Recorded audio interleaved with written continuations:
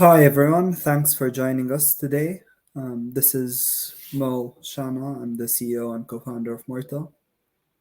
For those of you who don't know me, we'll be joined today by Nick Voigt from BIS Consult, who's been working closely with the Manchester University Foundation Trust to digitize their estate. And he'll be talking through how they've leveraged Morta to unlock the value of estate's data. So before I hand over to Nick, unfortunately, David cannot join us today because he's had something urgent come up that he has to attend to. So so Nick will be talking us through the whole journey, and I'm sure he'll do a great job. So before I do that, what I wanted to do was just give you a quick overview of what Morta does and our mission. So we're a UK-based company. All of our data is stored in the UK. We have over 40 clients across a range of types of companies within the built environment. We're currently working across 4 different regions globally, so we have active projects in a lot of different regions. We're completely focused on the built environment, and really we're on a mission to increase productivity and enable data-driven decision-making in the built environment. But more specifically, what we really see ourselves doing and offering the different range of organizations we're working with is enabling data-driven tracking for what matters to the success of the team, of the project, of the assets, or of the organization. Be it when it comes to scope, be it when it comes to things like information management and information and deliverables, be it when it comes to design and progress and workforce. Tracking all of these currently happens in spreadsheets and in disconnected systems.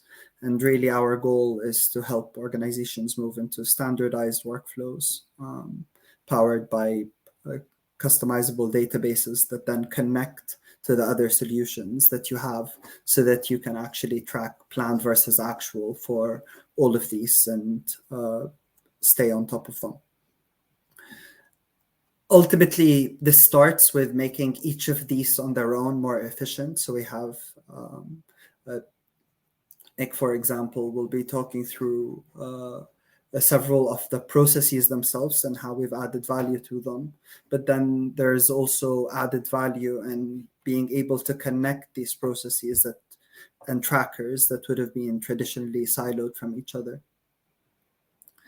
So with that in mind, I'll hand over to Nick, who'll be talking us, as I said, through the journey of Manchester Foundation Trust and how they've unlocked the value and are unlocking the value of their estate's data. And I wanted to thank Nick for joining us today and for taking the time to join us. And thank you all for joining us. So, hi, Nick.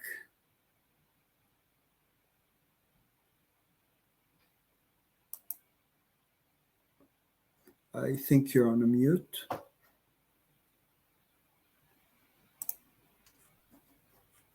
Okay, I can hear you now. I think you've been unmuted. Can you hear me now? Yeah. Perfect. Okay. Yeah, Mo, when you were talking, for me it was that the sound was in and out. So hopefully it's just a problem on my end and everyone can hear us. Okay. Yeah, I think we can hear you okay so far. Great. If you can present your screen, well, I'll please. make a start. Yeah, I'll just share my screen.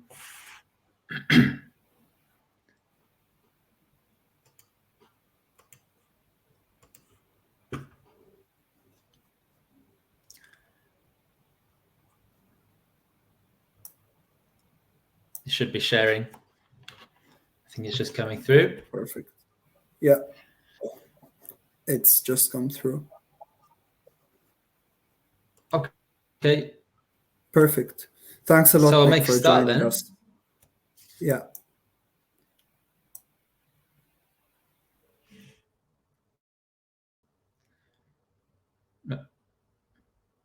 My pleasure. My pleasure. I'll make a start. Perfect. So good afternoon. It's a pleasure to be talking to you all today. Thanks for joining us, as Mo said, on the webinar. We're going to be talking about unlocking the value of estates data at Manchester University NHS Foundation Trust, also known as MFT.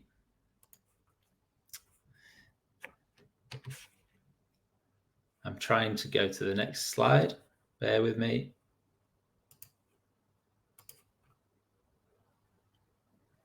Sorry about that. So just some quick introductions. I'm Nick Campbell-Voigt. I'm founder and director of BIS Consult. We build information solutions, and our focus is helping organizations to create data-driven and smart estates. And I've been working closely with David Bailey, who is the Group Property Systems Manager at MFT. And he's charged with leading the systems development, the data governance, and the digital transformation of MFT's Estates and Facilities Department. So we all know that data has a value, but all too often this value is difficult to realize, especially in a live operational environment like construction and asset management. There's usually a lot of groundwork needed to organize and connect the data in such a way that it becomes valuable. But once it's organized, data does become a business critical asset, one which can improve decision making, unlock strategic goals, and drive operational performance. So I'm going to describe the approach we've taken at BIS in working with MFT and how that's creating value for their estates and facilities team by building organizational resilience, but it's ultimately improving the quality of care for their patients. As we go through the slides, I'd like you to specifically think about how better information management could improve outcomes for estates organizations. If information was readily available, if it was seamlessly handed over from operations to capital teams at project kickoff, and then handed back again fully updated at project completion, or if all of the information being collected through various surveys like condition surveys, 6FACET, asbestos, if it was all consistent using the same classifications, how much time would be saved? And not only that, but how much more certainty and confidence would estates organizations have in making strategic decisions? Also, what implications would it have for environmental, sustainability, and governance targets? I'd like to encourage you to think about that and what it might mean for your organizations and your client organizations. And at the end of the presentation, I'll show you what it could mean for NHS estates. But please do have a think about this, and hopefully we'll have the chance to discuss any thoughts or questions at the end of the presentation. Now, in this case, we're talking specifically about health. So the ultimate end users are patients, but the benefits are applicable to all asset owners generally, and patients could easily be swapped for end users or customers. As a quick point of interest, Morta conducted a survey on LinkedIn in conjunction with this webinar, where they asked participants to select what they thought were the main causes of data fragmentation in large estates organizations. Inadequate data management came out as the leading cause, but we'll touch on all 4 of these issues throughout our presentation and hopefully identify some potential remedies for these challenges as we go through.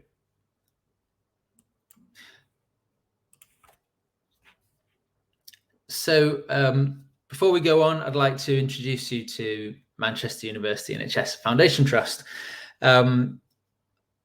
We can refer to them as MFT from now on, because otherwise it's a bit of a mouthful. MFT are one of the largest NHS trusts in the UK. They run 10 hospitals across 7 sites throughout Greater Manchester. The trust also leases out buildings across an area which spans from Liverpool to the Peak District. So that's a distance of around 50 miles. So it's an expansive estate, and it incorporates a great variety of health provision, whether that's within adults, women's and children's hospitals, in the general hospitals in central, south and north Manchester, as well as specialist hospitals like the University Dental Hospital of Manchester, or the multitude of community services which run through the local care organisations in Manchester and Trafford. The image you're looking at here is the Oxford Road campus, and it's one of the key sites in the centre of Manchester, which houses some of the 28,000 members of staff, helping to run the largest provider of specialist services in the northwest of England. And the trust is actually formed of 3 separate organisations which have been merged together. So as you might imagine, looking at this from a systems and an information perspective, the landscape is fairly complex. There are many different systems and processes across the estate, which have led to fragmented and siloed information. For the Estates and Facilities Department, this was ultimately resulting in inefficiencies across project delivery, as well as property management and maintenance. So BIS are leading the work at MFT to develop and implement their digital estate strategy, moving them towards a North Star of a smart, digitally enabled estate. And we're now a couple of years along this transformation journey. The work has been formed of 4 key phases, which you can see on the screen. A strategy is really the starting point, and through a number of workshops with staff across different teams, we developed and agreed a set of strategic objectives and an approach that would start to harmonise the existing systems and data. It's also important to note that MFT as a whole have a group-wide strategy and a group-wide digital strategy, and so estates need to be aligned to that, so that they're moving in the same direction as the rest of the business.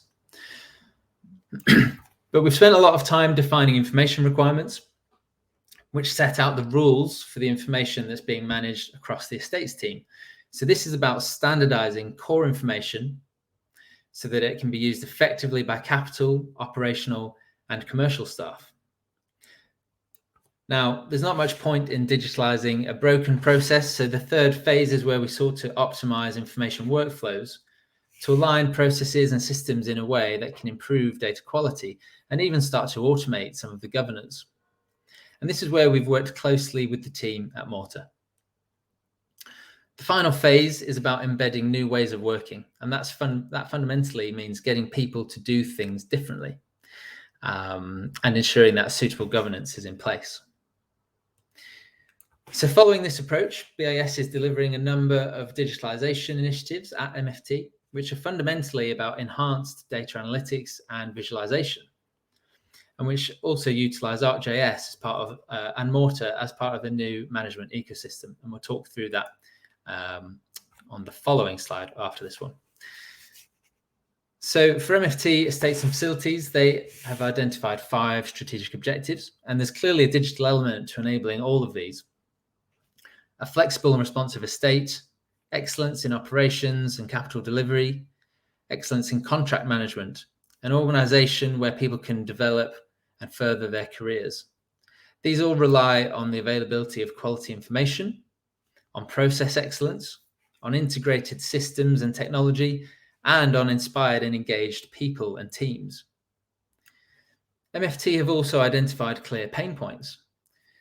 Through a series of interviews and workshops, they've actually zeroed in on 5 key areas where improvements and savings could be made as a direct result of better information management. For example, one PM cited spending 40% of their time looking for information. There were also examples of surveys being redone because the information just couldn't be found, and of project overspend and delays because of issues with obtaining stakeholder sign-off. There were even health and safety incidents which had resulted from non-compliant PPM and unauthorized work taking place.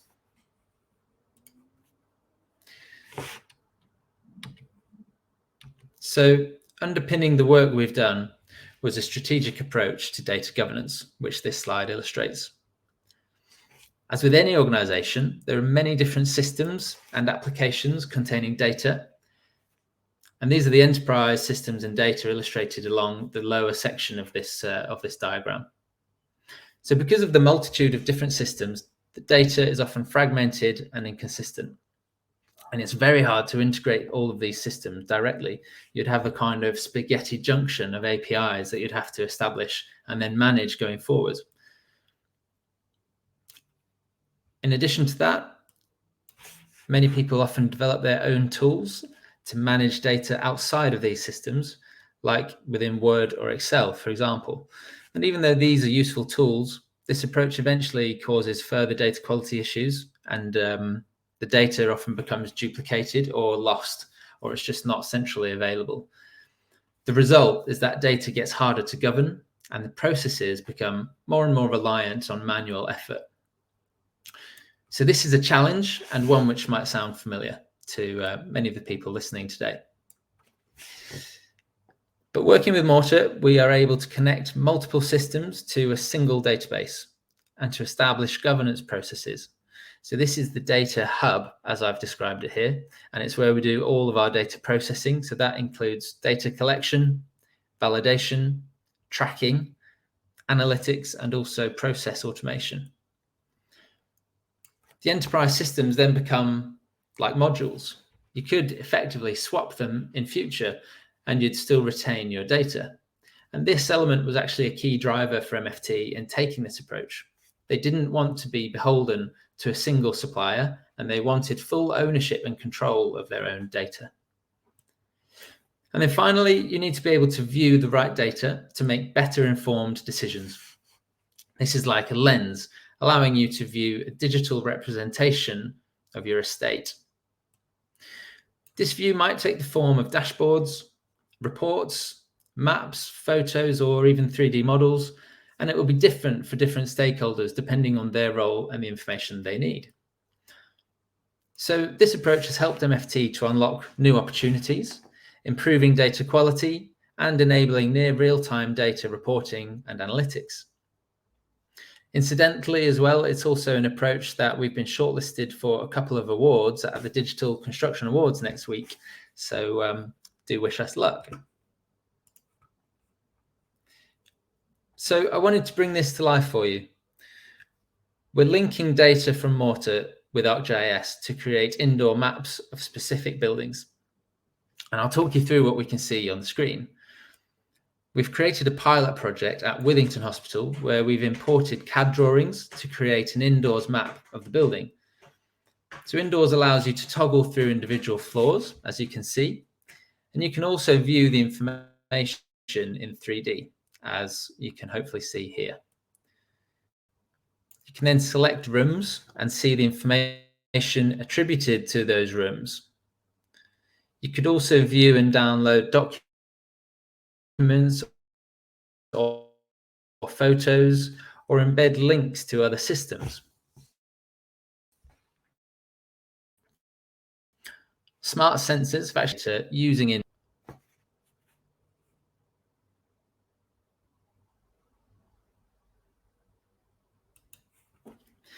Here's another view of how this will look once it's rolled out across the estate. In this example, it's tracking the location of key personnel and key assets, for example, wheelchairs. Effectively, the result will be a digital twin of the estate.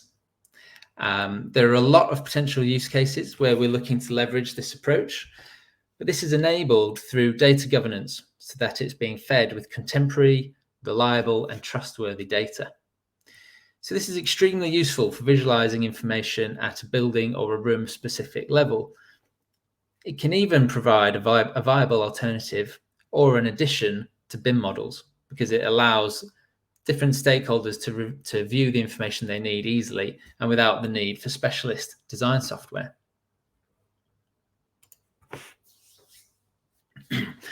So that's a view of what the end product will look like, but just to take a step back, we started working with Morta around the middle of last year.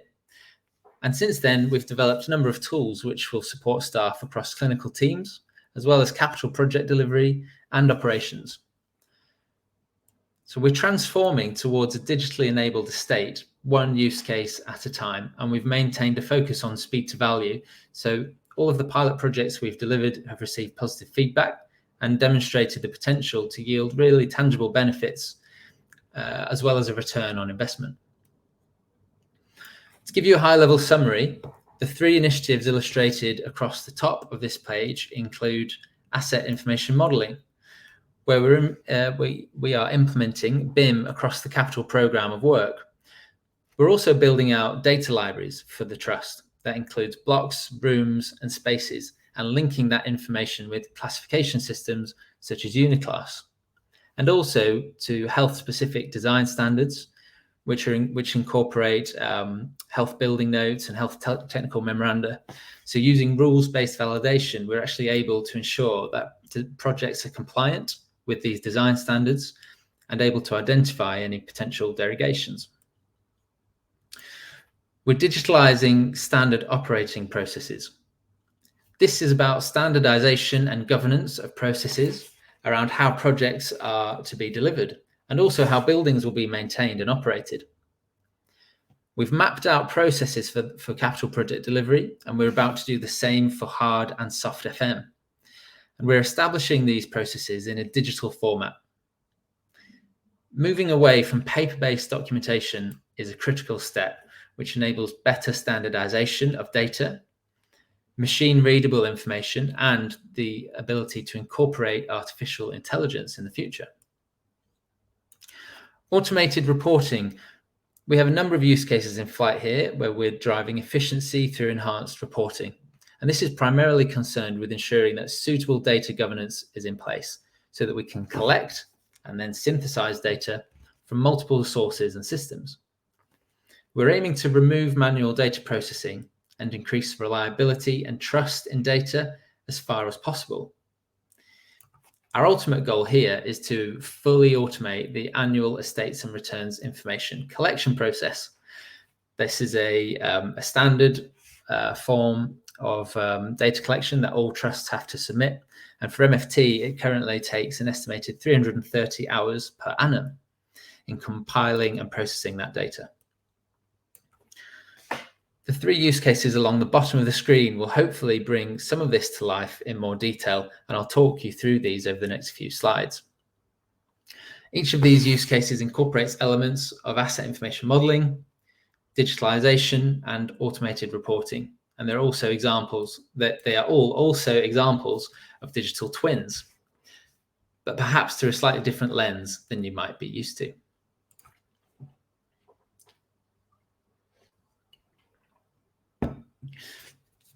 So the first use case we wanted to share with you was energy reporting. In terms of environment and sustainability, I personally believe that data will help us to make a really profound difference for businesses and for society by improving efficiency and reducing waste. And at MFT, we're making great headway with carbon accounting and energy reporting across the site. The business challenge here was that due to the scale of the MFT estate and the number of different sites, it created a significant demand for energy purchasing, as you can imagine. The energy purchased is responsible for the largest portion of the MFT carbon footprint, emissions which MFT are directly in control of. But for the energy team to manage this purchasing, they collect and process data from over 130 main energy meters across multiple energy suppliers. This resulted in data that was difficult to interpret, and as a result, there was a large time lag in the analysis of energy purchasing and a poor understanding of site-based monthly energy and carbon performance. And we identified a number of challenges in managing this data, which you can see on this slide.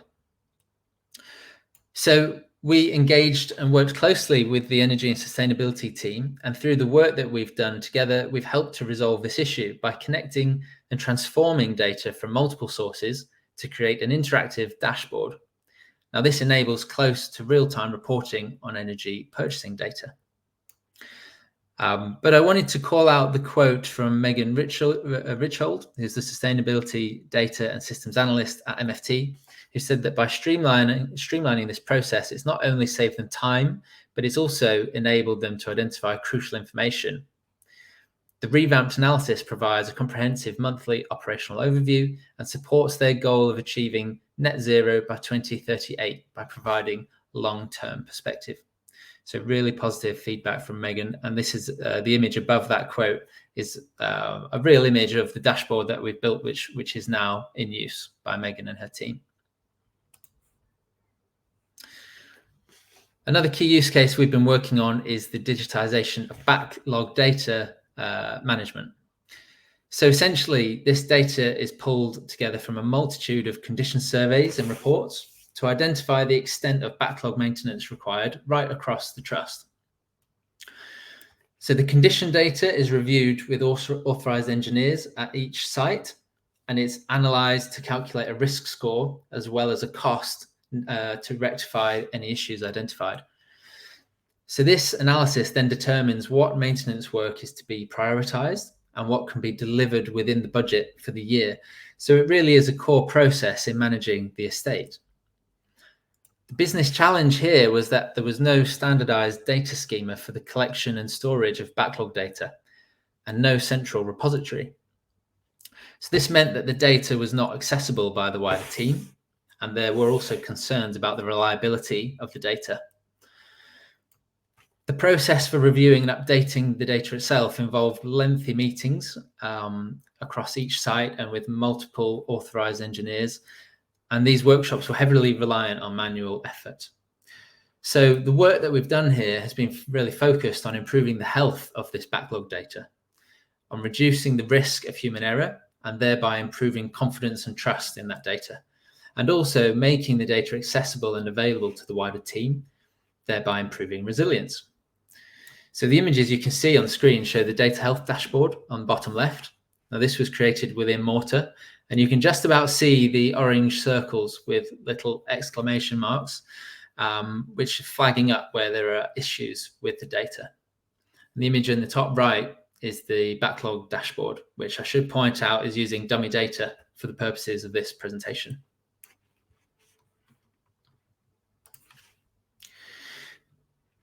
So the third and final use case I wanted to present today was the work we've done with the community midwifery team, where we've helped them to use data to optimize the locations of their clinics by factoring in clinic utilization data, as well as population and demographic information.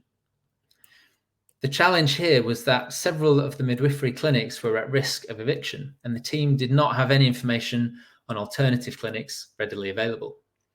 They were literally driving around with a clipboard to try and find suitable alternative facilities. So we were able to pull together information from one of MFT's enterprise systems and to map out the locations of current clinics, which is what the video on the right is playing. So you can see the red and amber icons, which indicate clinics at risk. So we can click on those and view information about those clinics. We then mapped out potential alternative facilities by looking at the location of community centres and schools and churches, libraries and things like that, where midwifery services are often delivered from, so that the team could see suitable facilities nearby. We were also able to integrate publicly available data, as shown on the bottom left, which could be used by the midwifery team to start to optimize their clinic locations over the long term. For example, by factoring in age demographics, areas of deprivation, and access to transport links, things of that nature. So, as I mentioned, in my opinion, these are all versions of a digital twin, but maybe not necessarily the version of a digital twin that often gets illustrated and discussed. They all had a common thread in terms of their requirements, our approach, and also the achieved benefits and outcomes. In terms of requirements, a process re-engineering workshop was generally used to focus on identifying the current workflow and the identified potential improvements. So we always start by thinking about the process. Early identification of intended benefits helped also to prioritize activities and focus efforts. We did this for every use case, really thinking about what will be the benefits by addressing these challenges. Ongoing dialogue and collaboration between us and the teams that we were working with really helped to ensure that the progress stayed on track. And there was always an element of developing systems capability so that we could automate data processing and establish reporting requirements. Finally, training, onboarding and upskilling across different teams help to create confidence and also new skills to develop the tools that we handed over further going forwards. In terms of benefits and outcomes, data is more contemporary. The initiatives have successfully removed the bottleneck of manual data processing and reporting and enabled teams to report monthly with greater confidence. In terms of efficiency, the outputs have created the ability to organize, connect, and visualize data in new ways while reducing manual time previously spent. We've improved responsiveness. Consistent analysis between financial years and quarters now makes it possible to recognize and act on unexpected changes. And we've really worked to improve analytical capability. Sorry, that's gone forwards there by mistake. We've worked to improve analytical capability by creating greater comparison of performance and the ability to link new data sources and allow analysis at a site level rather than at a trust level, or both even, as well as downstream benefits. The work has unlocked potential for further analysis, for example, regarding the energy consumption and backlog, as well as expanding to other areas such as waste generation. The teams we're working with are now implementing the changes into business as usual, and they now have tools which they can develop and maintain themselves. So the steps that I've outlined are still very much focused on the descriptive and diagnostic components of analysis, understanding what has happened and why.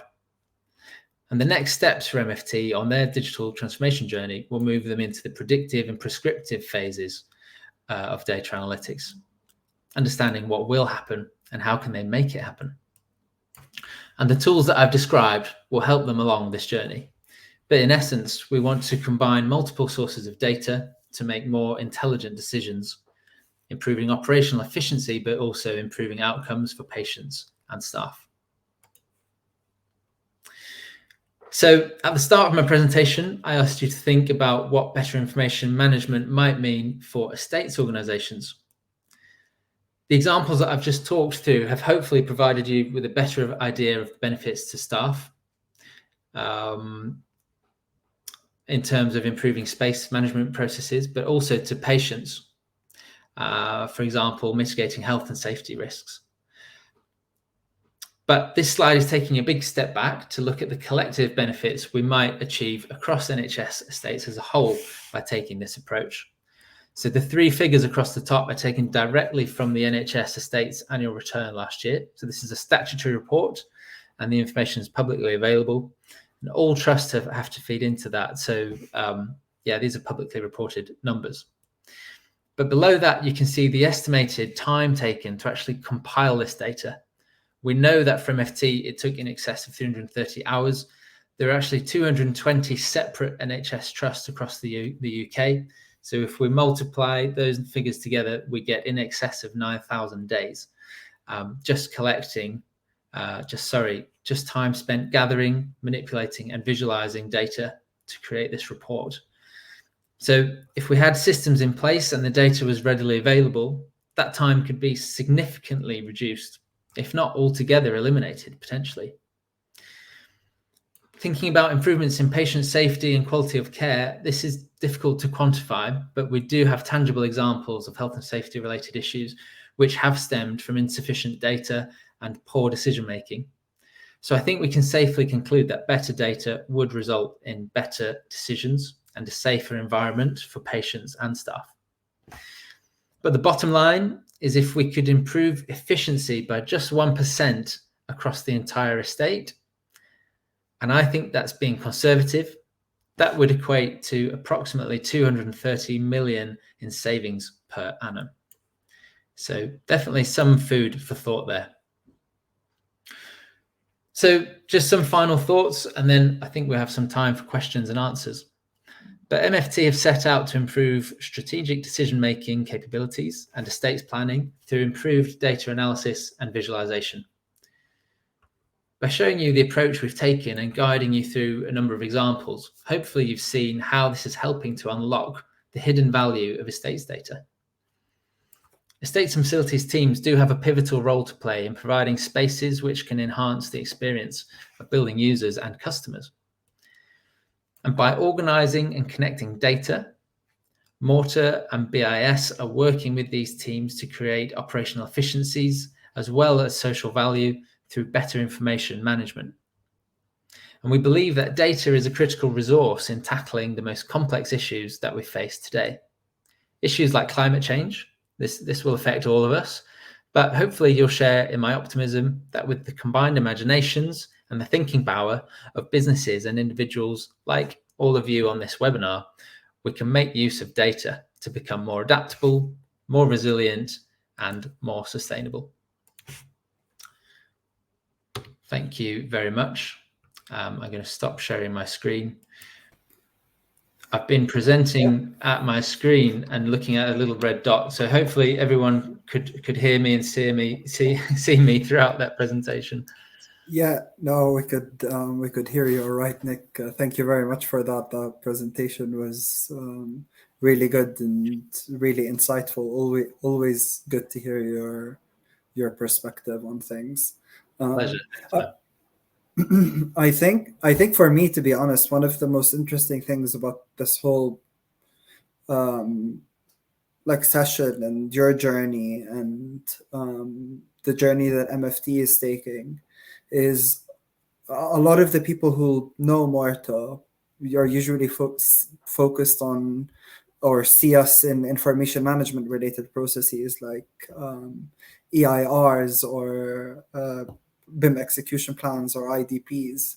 But in your presentation, you didn't touch on any of that, which for me is particularly exciting because you're focusing on taking the information management principles and applying them to business processes and in a really purpose-driven way. So I think that's really cool. But I guess what are your thoughts on that? Because I know you've worked a lot on we've worked together too on information requirements and so on and so forth. So just curious what you think of that. Yeah, it's an observation I can understand and agree with, and there's so much potential in terms of, as you've described, how Morta is being kind of commonly used in the industry at the moment in terms of validating data to check information requirements. There's such a great use case, and it's how I also got into. I think it's how we were introduced initially, Mo, and how I started first using Morta myself, which was a few years ago now. But yeah, there's definitely a lot of potential to take it further and to think about, I guess, generally, business processes and organizational data and helping to get around some of these wider data challenges at an organizational level. Yeah, no, that's I think it's really exciting. And never personally thought we'd reach a midwifery team at Morta. So, it's just sometimes the things, it's just it's really exciting to see. I guess another. Sorry, Mo, sorry to cut across you, but yeah, we've had loads of interesting use cases. Some of them we haven't even touched on today because we didn't have time. But things like heat wave preparedness, that's a use case which came up recently. Another example where we're connecting data with ArcGIS, and that's about ultimately modeling the effect of heat waves and trying to mitigate the impact of those by modeling different scenarios. So yeah, another really interesting use case that kind of popped up out of nowhere, and one which is so reliant on different types of information from lots of different sources and systems and in different formats, and trying to synthesize it so that we can visualize it and use it. So yeah, I agree with you that it is. I think really there's no limit to how we could apply this, and that's why on the last slide I talked about people's imaginations. It really comes back to what people can think of to apply this and hopefully drive value. Yeah, well, I think like the focus on integration and bringing different data sets together, and the like number of data sets that we are bringing together to unlock a wide range of use cases is really exciting. I think on the other end, though, like one of the use cases we didn't touch on Mhm. was the schedule of procedures and the capital projects procedures that you mentioned in the use cases slide. I think it's a very different use case in that it's in some ways far simpler. It's less focused on integrations. It's just something that Mhm. previously was in spreadsheets. But would love if you can just talk to us a bit about that and show us what that looks like. Yeah, happy to. So I'll share my screen and we'll venture into the always risky world of live demo. But let's go for it. Yeah, I was once told it takes a brave man to do a live demo. So Yeah, well, hopefully we won't have any issues. But can you see my screen there? yeah, So essentially, what this is, it can be applied to so many use cases. Scheme procedures for MFT set out their process for delivering capital projects. So you can see on the left, we'll go through the different REBA stages, and essentially against each stage, we've got a number of key activities. But if I click on this overview, we can see that we've actually mapped out the roles and responsibilities, which is a really key exercise. A lot of work went into this, and I worked closely with the kind of project management leadership team at MFT to map out these processes in detail and confirm, who is actually responsible here, who needs to be informed, etc. And we've done that for every step of the activity. And that's the sort of level I was alluding to when I was saying this becomes machine readable and paves the way for process automation. You have to go through that level of detail. So we've got this table here, and then really the sections underneath explain those steps in a way that is maybe more so a project manager can log in here and understand the process they need to follow for, in this example, raising a request for change. And they have a link here that they can click on to go to the relevant forms. We've built links to other systems like their CAFM system, so things are integrated. And we've built in a lot of their existing content. If I go to quick resources, there's example documents from specific projects that PMs can download. There's template documents here that they can access. So it's really just pulling together lots of information and sources, and it's superseding what was previously quite a hefty Word document, which tried to explain these processes. So yeah, like you say, it's another different use case. And again, I can see lots of applications for this in terms of actually digitalizing standard operating processes, for many different businesses. I think one of the like I always love seeing this and like hearing about it, because I think one of the other things that it someone looking at this may say is there are like Word documents, like project execution plans that are being downloaded or could be downloaded from the system. There's a link to like other forms, and I know we're on a journey effectively to digitize more and more of these like processes. But I think what it shows to me is sometimes we work with or we come across people who want to try and take it all in one go. But really here we're on a journey where we're taking through certain processes, bringing in certain improvements, bringing people on that journey to then build on that further. So I guess just how do you approach people on this journey and helping them today, but also aligning them for the vision up for the future? Yeah, it's a really good observation. And actually, when we first introduced this system to the PM team, their first thought was, "Oh, this is going to replace all the other systems? And, does this mean we're not going to have to use the CAFM system anymore? And is this going to digitalize everything?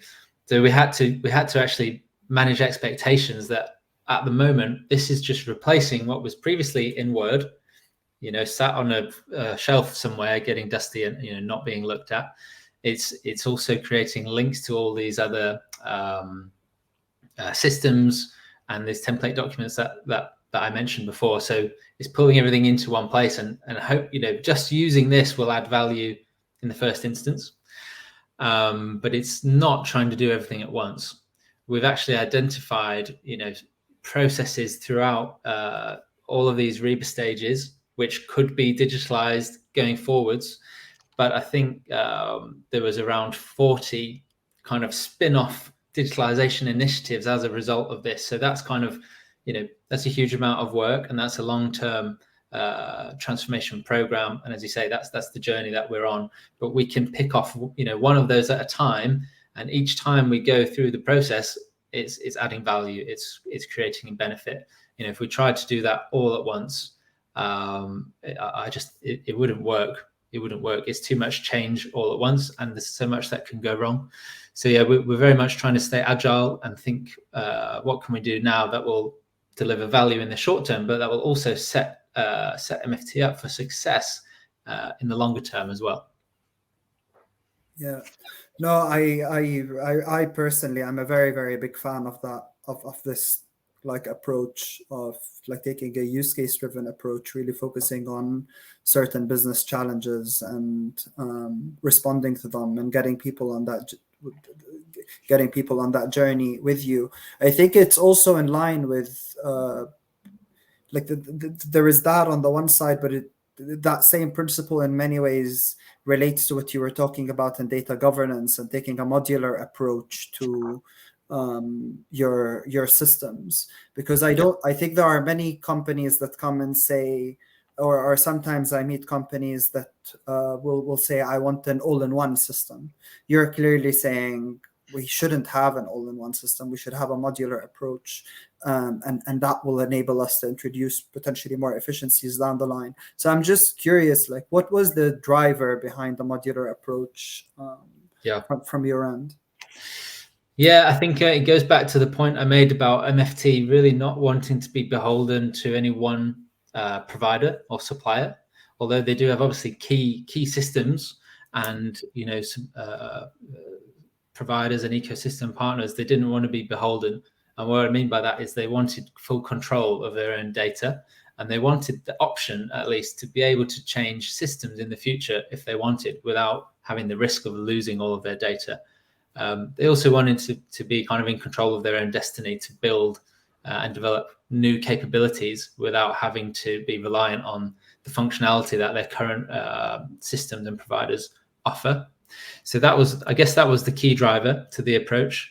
But as you say, the kind of agile approach that we've taken and the modular approach is also in line with government digital services, the GDS standards, which kind of, they outline and promote more of an agile approach, and that it's okay to launch something in beta, and run with that and test it for a while, or even keep it in beta for indefinitely if that works. There's nothing wrong with that, and that's definitely the approach that we've taken.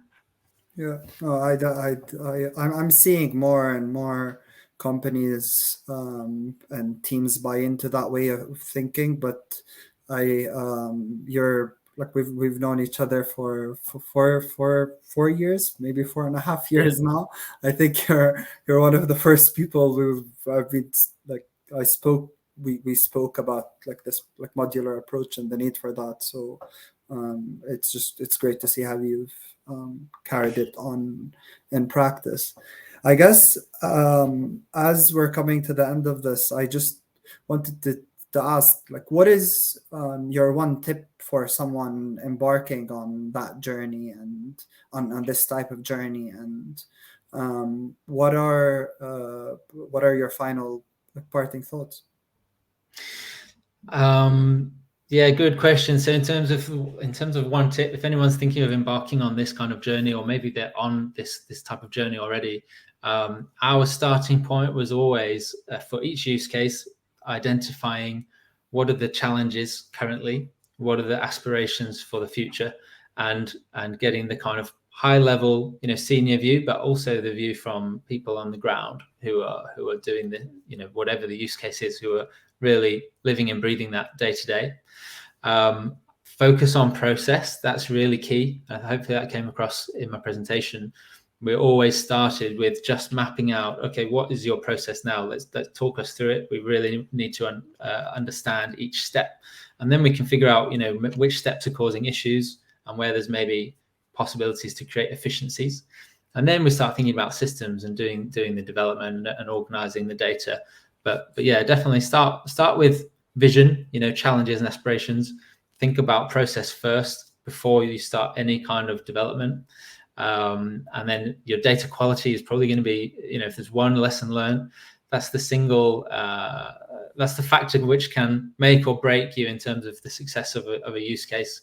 You really have to get the data quality up to par before you can start to use it. And in systems integration, visualization, all of that good stuff, it all relies on having accurate data in the first place. So we found if there's one thing that surprised us, is how much time we've actually had to spend just fixing data quality. So yeah, I think if you're prepared for that, hopefully that will help you, to get started. Awesome. No, it's thank you very much, Nick, for joining us today and for taking the time to share the lessons learned from your journey with the wider community. Always an absolute pleasure. Been a pleasure. Thank you for having me. Thank you. Thank you, everyone, for joining us today. And I hope you have a good day. Thanks a lot for taking time from your busy schedules as well. Thanks all. Thank you.